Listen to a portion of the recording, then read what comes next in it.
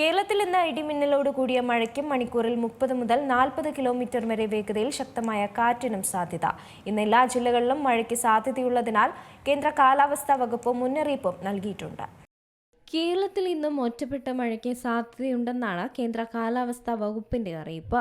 ഇടിമിന്നലോടുകൂടിയ മഴയ്ക്കും മണിക്കൂറിൽ 30 മുതൽ 40 കിലോമീറ്റർ വരെ വേഗതയിൽ ശക്തമായ കാറ്റിനും സാധ്യതയുണ്ട്. ഇന്ന് എല്ലാ ജില്ലകളിലും മഴയ്ക്ക് സാധ്യതയുള്ളതിനാൽ കേന്ദ്ര കാലാവസ്ഥാ വകുപ്പിന്റെ മുന്നറിയിപ്പും പുറത്തുവരുന്നുണ്ട്.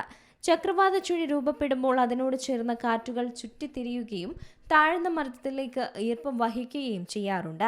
ഈ പ്രക്രിയ മേഘങ്ങളുടെ വേഗത്തിലുള്ള വളർച്ചയ്ക്ക് കാരണമാവുകയും ഇടിമിന്നലോടുകൂടിയ മഴയ്ക്ക് സാഹചര്യം സൃഷ്ടിക്കുകയും ചെയ്യും.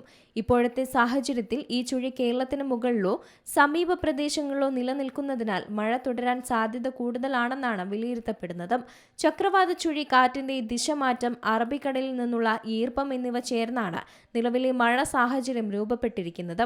അതിനാൽ അടുത്ത ദിവസങ്ങളിലും സമാന കാലാവസ്ഥ തുടരുമെന്നാണ് വിദഗ്ധർ നൽകുന്ന മുന്നറിയിപ്പ്. കേരളത്തിൽ ഇന്നും മഴ സാധ്യത പ്രവചിച്ചുകൊണ്ടാണ് കേന്ദ്ര കാലാവസ്ഥാ വകുപ്പ് എത്തിയത്. ഒറ്റപ്പെട്ട ഇടങ്ങളിൽ ഇടിമിന്നലോട് കൂടിയ മഴയ്ക്കാണ് സാധ്യത. തിരുവനന്തപുരം, കൊല്ലം, പത്തനംതിട്ട, ആലപ്പുഴ, കോട്ടയം, എറണാകുളം, ഇടുക്കി, തൃശൂർ, പാലക്കാട് ജില്ലകളിൽ നേരിയതോ മിതമായതോ ആയ മഴയ്ക്കാണ് പ്രവചിക്കപ്പെട്ടിരിക്കുന്നത്. മലപ്പുറം, കോഴിക്കോട്, വയനാട്, കണ്ണൂർ, കാസർഗോഡ് ജില്ലകളിൽ നേരിയ മഴയാണ് പ്രതീക്ഷിക്കുന്നത്.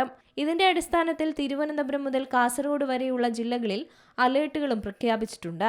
24 മണിക്കൂറിനുള്ളിൽ 16.5 മില്ലിമീറ്റർ മുതൽ 64.4 മില്ലിമീറ്റർ വരെ മഴയാണ് ഇതുകൊണ്ട് അർത്ഥമാക്കുന്നത്. News desk, C Malayalam news.